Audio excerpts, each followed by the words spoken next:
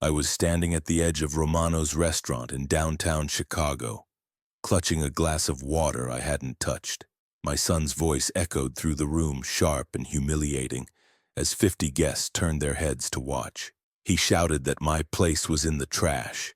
My daughter-in-law smirked, enjoying every second of my disgrace. I am 68 years old. I have spent 3.5 decades building a company, raising a son alone after losing my wife, and sacrificing every personal dream for the sake of family. And yet, in that moment, I was treated like a burden, like a joke. Before I tell you what happened next, subscribe to the channel and let me know in the comments where you are watching from. It helps more than you know. That night, when the party was over and the laughter of strangers still rang in my ears, I sat in the silence of my empty home. The house felt larger than ever, every room echoing with memories of sacrifices no one seemed to remember. I walked to the study, opened the safe I had kept locked for decades, and pulled out a stack of papers my son never knew existed. $9.7 million. That was the value of the trust I had built, the fortune I had quietly protected. My son believed it was his future, his inheritance. But he never knew about the clause buried deep in the documents. A clause that gave me the power to revoke it all if he ever failed to show basic decency and respect. I thought back to the years when I was younger, working 80 hours a week as an engineer, saving every penny to start Wilson and Hart construction. I remembered the nights I came home to a toddler who needed me, the mornings when I packed lunches and drove him to school before heading to job sites. I believed love and sacrifice would be enough. I believed raising him alone would make him stronger, kinder. But somewhere along the way, entitlement replaced gratitude. My son Daniel grew into a man who measured love in dollar signs, and Brittany, his wife, encouraged every demand, every manipulation. Together they chipped away at my dignity until nothing was left but humiliation in front of 50 witnesses.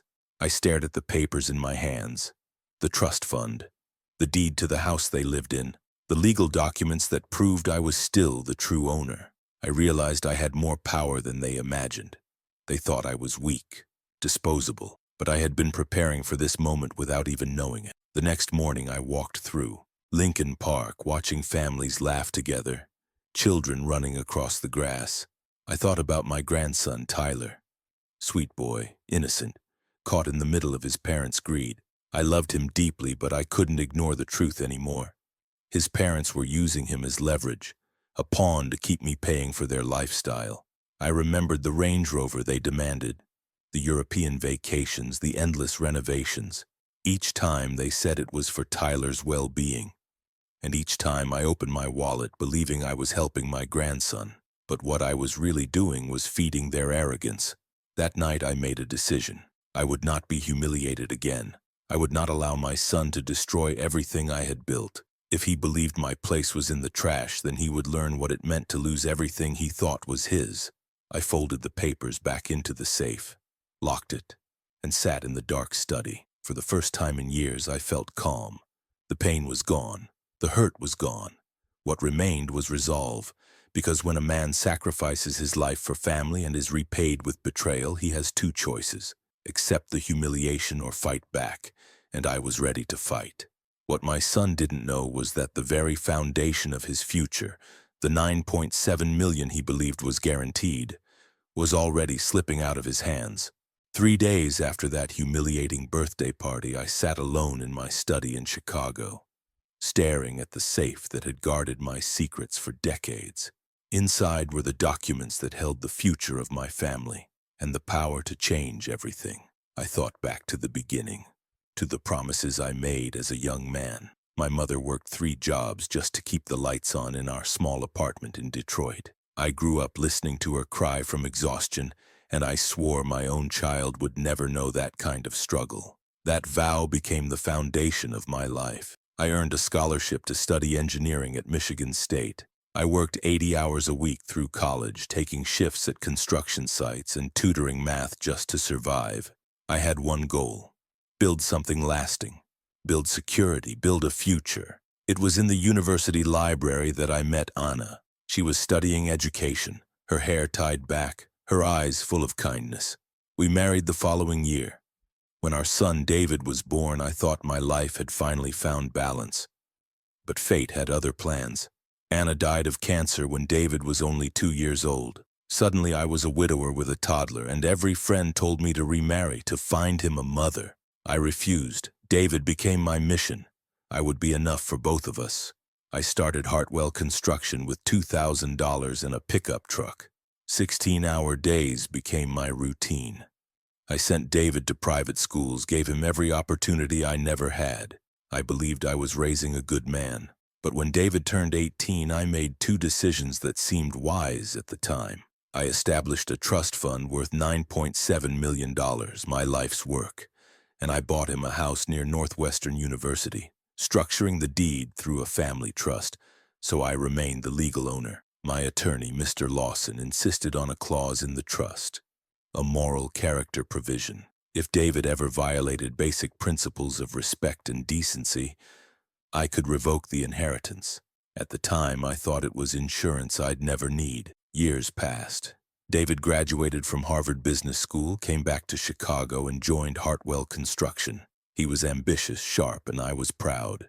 Then he met Claire at a charity gala in New York. She was 23, beautiful and charming. Within 6 months, they were engaged. The wedding cost me $200,000. Claire wanted perfection. The dress, the venue, the flowers. I paid for it all because I wanted my son happy. But I should have paid closer attention to the details. After the wedding, David began to change. He questioned my decisions in board meetings, told me I was out of touch. Claire always supported him, always undermined me. I thought it was normal, a young man asserting independence. Then their son, Lucas, was born. I adored him instantly. Big brown eyes, dark hair. He looked just like David at that age. I became the doting grandfather, setting up a college fund, buying toys, spending weekends reading stories. But soon the requests began. First, a new car. The Honda isn't safe for the baby, David explained. $150,000 for a Range Rover, then a remodel for the house. Lucas needs a proper nursery, Claire said. $300,000 for renovations, a vacation to Europe for their mental health, $50,000 private preschool, $30,000 per year. Each time I said yes. Each time their respect for me shrank. The first warning sign came when I reviewed the family credit report. David had racked up $80,000 in secret debt. When I confronted him, he exploded. "Why are you spying on me?" he shouted. Claire stood behind him, arms crossed, her eyes cold. I forgave him. He promised to be more careful. But looking back, that was the moment our relationship shifted. By the time Lucas turned 3, Claire was hosting lavish parties at country clubs, spending $25,000 on a toddler's birthday. I overheard her telling a friend, "He's so easy to manipulate. Just mention Lucas and the old man opens his wallet." That word, manipulate, stuck with me. I hired a private investigator. What he uncovered chilled me. Claire had been married twice before, both times to wealthy men, both ending in messy divorces where she walked away with large settlements. She wasn't just charming. She was calculating. When I tried to warn David, he dismissed me. "Dad, you're paranoid. Claire loves me. She loves Lucas." But I knew better. What I didn't realize then was that Claire's manipulation was only the surface. Beneath it lay secrets that would shatter everything I believed about my family. By the end of 2020, the cracks in my family were no longer hidden. Claire's charm had turned into sharp manipulation, and David's respect for me had eroded into entitlement. I began noticing how every request was framed around Lucas, my grandson. Lucas needs this. Lucas deserves that. Lucas will benefit from it. Each demand was wrapped in the language of love for a child, but underneath it was greed. I tried to ignore it. I told myself this was just the stress of young parents, that they would settle down once life stabilized. But then came the moment that changed everything. One evening in December, I stopped by their home in Evanston unannounced. David was still at the office, and Lucas was watching cartoons in the living room. Claire was in the kitchen, phone pressed to her ear, her voice low but sharp. She didn't know I was there. "Daniel, I told you, once the old man dies, it's all ours," she whispered. My blood froze. Daniel. Who was Daniel? I stepped closer, careful not to make a sound. "David doesn't suspect a thing," she continued. He's too busy trying to impress his father, and the old man is desperate to keep Lucas close. He'll pay for anything we ask." She laughed. Actually laughed. "I've done this before. Rich men, their families, their precious children. It's the perfect setup. By the time David inherits everything, we'll be long gone." I backed away, my heart pounding. Claire wasn't just manipulative. She was planning to destroy my family. She was cheating on my son, and she was waiting for me to die. That night I couldn't sleep. I sat in my study staring at photographs of Lucas, wondering if I had imagined it. But the truth was too sharp to ignore. I needed proof, real proof. So I did something I never thought I would. I installed recording equipment in their house, the house I technically still owned. Over the next year, I collected 23 recordings of Claire's conversations with Daniel. Each one was worse than the last. They spoke about their future together, about disappearing once they had access to my fortune, about using Lucas as leverage. But the most devastating recording was the one where Claire revealed the truth about Lucas. "He's not even David's kid," she told Daniel. "Poor fool thinks Lucas looks just like him. Lucas has your eyes, your smile. Thank God David is too blind to see it." My hands shook as I listened. Lucas wasn't David's son. He was Daniel's. I stared at the photographs again, searching for signs I had missed. The eyes that weren't quite David's. The smile that didn't match our family features. How could I have been so blind? But suspicion wasn't enough. I needed undeniable proof. So during one of Lucas's weekend visits, I collected a hair sample from his brush. I sent it for DNA testing. On March 15, 2021, the results arrived. Probability of paternity 0.08%. Lucas was not David's biological son. The report listed the biological father, Daniel Lawson, my attorney's nephew. Suddenly everything made sense. Daniel had access to his uncle's files, to my financial information, to the trust documents. Claire hadn't stumbled into our lives. She had targeted us, researched us, and executed a plan with precision. I sat in silence for hours, staring at the report. The grandson I had loved, the child I had poured my heart into, wasn't mine at all. My son had been deceived, manipulated, and used. And I had been the real target all along. But now I had weapons they didn't know existed. The moral character clause in the trust fund. The original house deed with my name as true owner. The recordings. The DNA evidence. I realized then that the humiliation at Romano's restaurant wasn't the beginning of my downfall. It was the beginning of their end. Because when betrayal runs this deep, revenge isn't just an option. It becomes a duty. By the spring of 2021, the betrayal was no longer hidden behind polite smiles. David had begun contradicting me in front of employees, questioning my judgment in board meetings, and making unilateral changes to Hartwell Construction without my approval. "Dad, your methods are outdated," he said one afternoon in front of our foreman. "We need to modernize." Claire sat at the end of the table, nodding, her expression smug. At family dinners, she would side with David against me. "George, you should listen to your son. He has fresh ideas," she'd say, her tone dripping with condescension. Every fresh idea came with a price tag. New equipment, higher salaries, expensive software.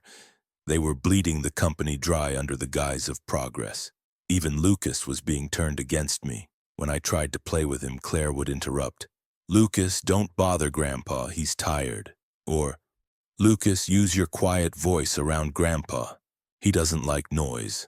She was teaching him that I was difficult, unpleasant, someone to be managed rather than loved. By the summer, David's financial abuse escalated. He began withdrawing money from company accounts without authorization. Temporary loans, he called them. 50,000 here, 30,000 there. Always with an excuse, always with a promise to repay. But the loans never came back. When I confronted him, he grew defensive. "Dad, I'm working 80 hours a week for this company. I deserve flexibility." Flexibility?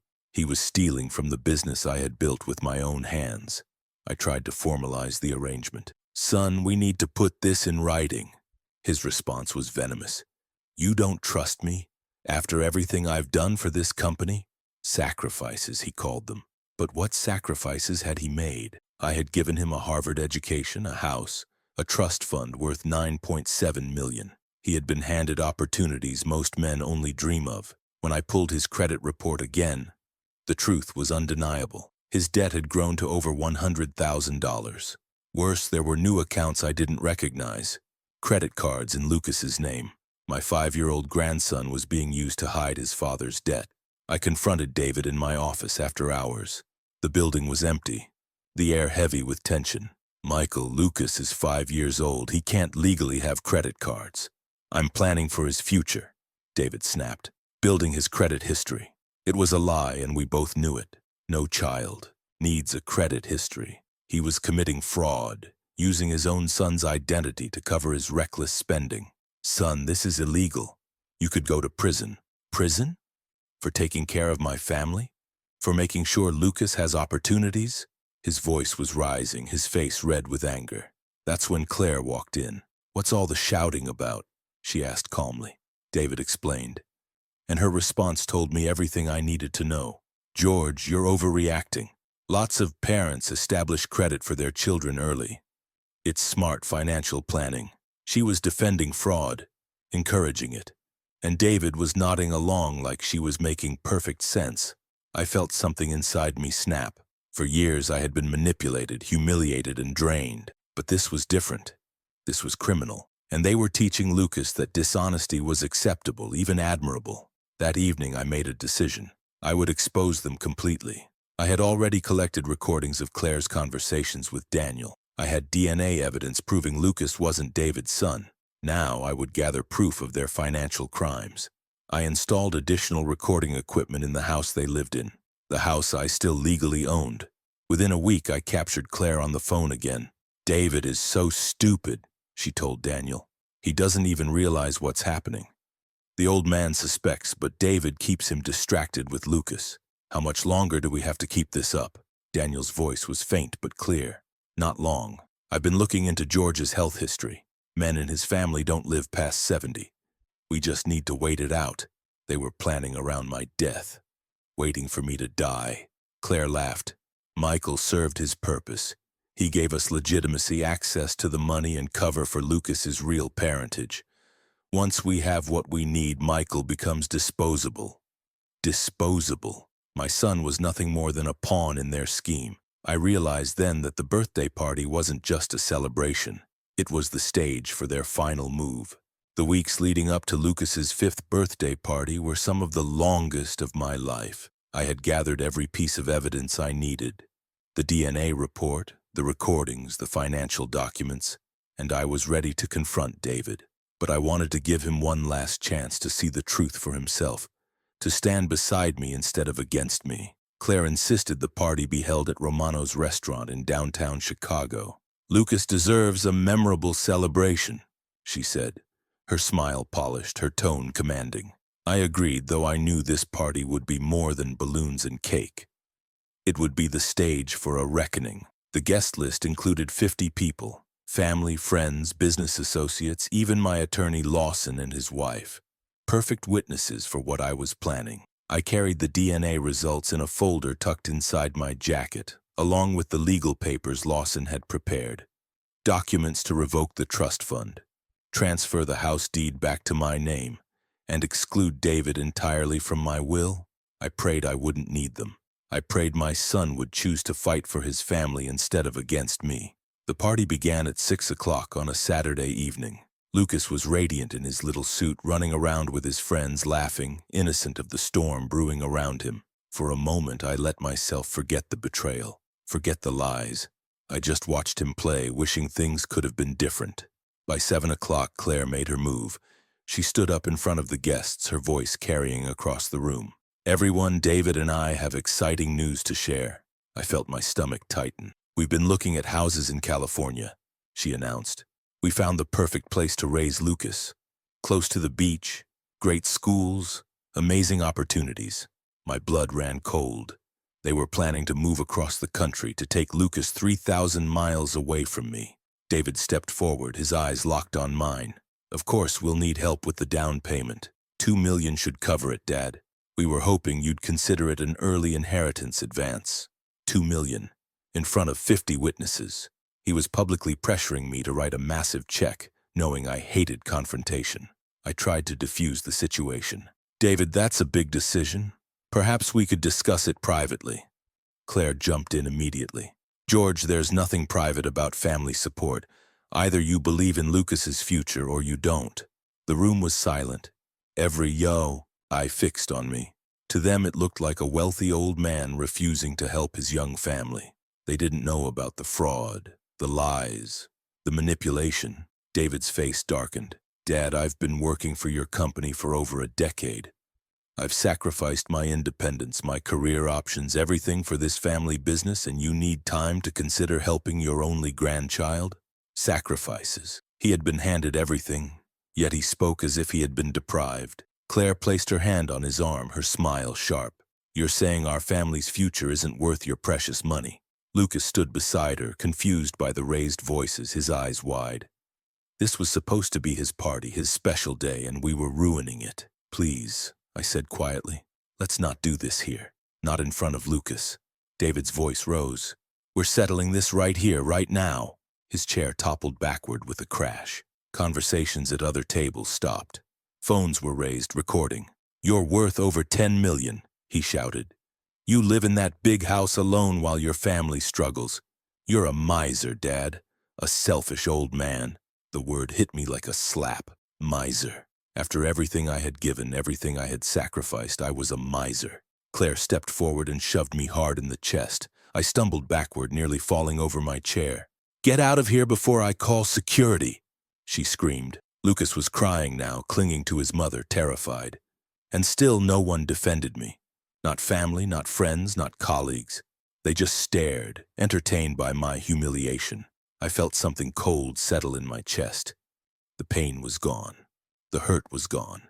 What remained was resolve, because what they didn't know was that the very inheritance they believed was theirs had already slipped into my hands, and I was about to use it to end their game forever. When Claire shoved me in front of 50 guests and David screamed that my place was in the trash, something inside me shifted forever. I had spent 68 years believing sacrifice would be rewarded with respect. That night proved me wrong. I walked out of Romano's restaurant with my head held high, not because I felt proud, but because I finally understood the truth. My son was gone, consumed by greed and manipulation. My daughter-in-law was a predator, using him as a pawn, and the grandson I adored was not my blood at all. The next morning I called my attorney, Lawson. We met in his office overlooking Michigan Avenue. I laid out the DNA results, the recordings, the financial documents. His face grew pale as he read through them. George, he said quietly, you have everything you need. The trust fund clause, the deed, the evidence. You can revoke it all. And that's exactly what I did. Within 48 hours, the $9.7 million trust fund was dissolved. The house deed was transferred back fully into my name. David was removed from my will. Every safeguard I had put in place decades earlier now became the weapon that protected me. When David realized what had happened, he stormed into my office, his face red with rage. You can't do this, he shouted. That money is mine. That house is mine. No, son, I said calmly. It was never yours. It was mine. And you forfeited it the moment you humiliated me in front of 50 people. The moment you committed fraud in your own child's name. The moment you allowed greed to replace respect. Claire tried to intervene, her voice dripping with false sweetness. George, think of Lucas. He deserves stability. I looked her in the eye. Lucas deserves honesty. And you've given him nothing but lies. For the first time, David faltered. He looked at me, then at her, confusion flickering across his face. But it was too late. The damage was done. Word spread quickly. Business associates who had witnessed the birthday party now knew the truth. Lawson ensured the recordings and documents were filed properly. Claire's reputation collapsed. David's credibility in the company evaporated. Within weeks, they were isolated, stripped of the wealth they had assumed was guaranteed. As for me, I felt a peace I hadn't known in years. I walked through Lincoln Park again, watching families laugh together, children running across the grass. I thought about Lucas. He was innocent, caught in a web of lies he didn't create. My heart ached for him, but I knew I couldn't save him from the choices of his parents. I had given everything to my family, and when they betrayed me, I took back what was mine. not out of spite but out of necessity, because respect is not bought with money. It is earned with love, honesty, and gratitude.